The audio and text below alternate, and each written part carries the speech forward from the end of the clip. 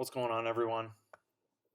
This is Physical Education with Coach, and this is Coach Cullen Curl. Today I want to walk you through the 2020/2021 school year performance profile, and this is going to be based off of our distance learning edition model. Typically, we have tests that we do in person, but due to the fact that we're all online this year, we're going to be doing a series of tests, hopefully in a specific fashion that allows you to do them at home with minimal equipment.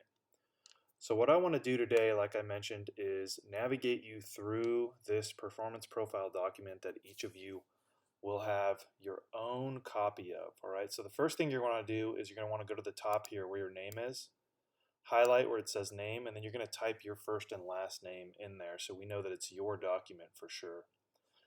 Then you're going to come down here and you're going to do the same thing in the name box. As you look through this document, basically what you're seeing is that everywhere where there is an asterisk, you're going to be filling out the white box that's associated with those blue box that have an asterisk in them. So after your name, you're going to come down here and you're going to type in your student identification number. If you guys don't remember it, you did put it on your student survey, so you can go back and grab it from there.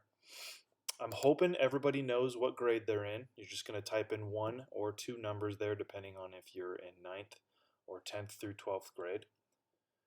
The period of physical education that you have, if you're in my class, if you are in weight training, you're either in 1st or 5th period. If you are a PE1 student, you're in 2nd or 3rd period. And if you're an aerobics student, you're in 6th period. Then we're going to come over here to where it says age. I want you to type in your chronological age there. And then the last category here is your biological sex. So that's going to be male or female. What I want you to think of, I hope I'm not stepping outside any boundaries here.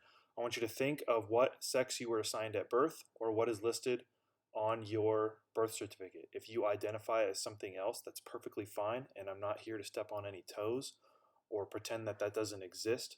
All I want you to do is give me the doctor's assigned sex at birth for you.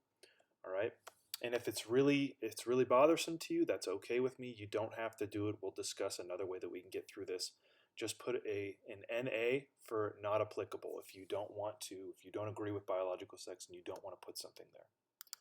The last one that I want to show you at the top of the document is the moderator box. Now, I wrote this in the description for this document, as well as on the front page, and I alluded to this in the videos as well. You saw me measuring most of my own performances in the videos, but that would be inappropriate because that would be biased. So what you're going to need to do is you're going to have somebody present to monitor, measure, and make sure that you're not committing any errors during these tests. And once you're done, you'll notice there's a little box up here that says moderator in red, and you're going to have your moderator, or your person, whoever that may be, brother, sister, mom, dad, grandma, grandpa, guardian.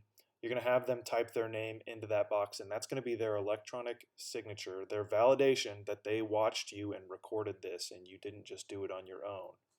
All right.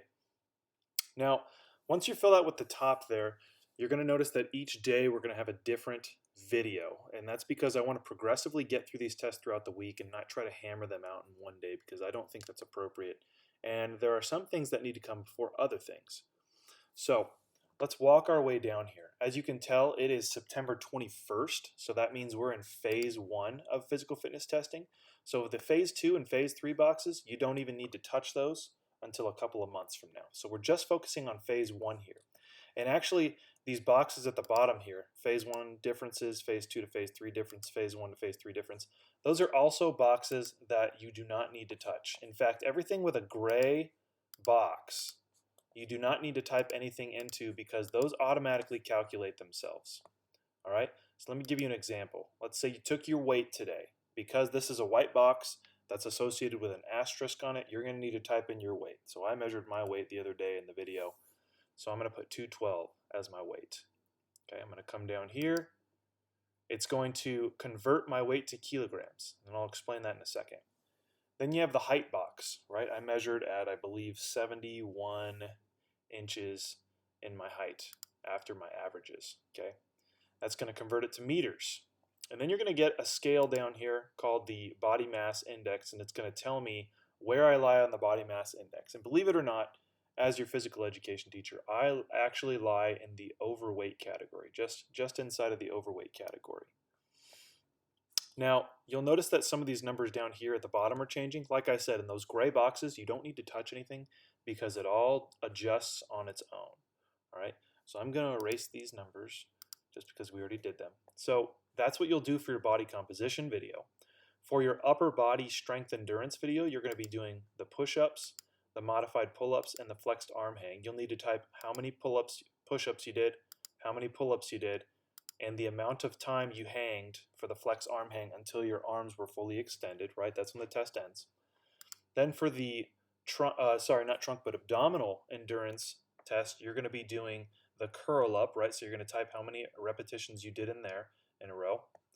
Then after that, you come down to the flexibility mobility box. Down here, you have the trunk lift. There's a separate video for that.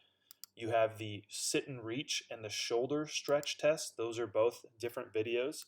For the sit and reach, you'll have a methodical process for getting through that, so make sure you watch the video. You're going to be writing down your number in inches. And then for your shoulder stretch, it's a pass, no pass. So if you can't touch your hands together behind your back, we're just going to try and make it easy, and you just put no pass. That's okay. That doesn't mean you fail the whole test. I just want you to be honest about what it is. And as you go through time, you'll see phase 2, phase 3, it's still a no pass or a pass.